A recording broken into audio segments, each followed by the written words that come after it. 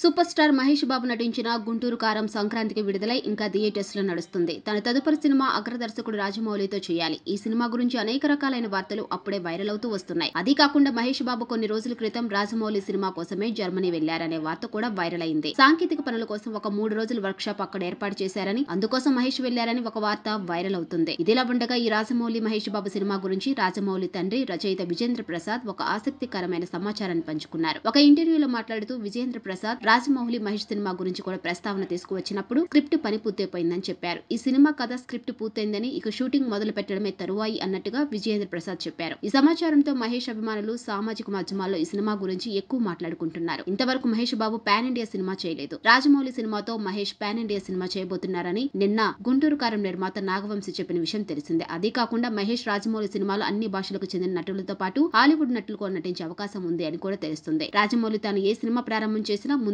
Media సమావేశం పెట్టి ఆ సినిమా గురించిన విశేషాలను పంచుకోవడం అలవాటు. మరి మహేష్ బాబు సినిమాకి అదే పద్ధతిని అనుసరిస్తారా లేక నేరుగా షూటింగ్ మొదలెట్టేస్తారో చూడాలి మరి.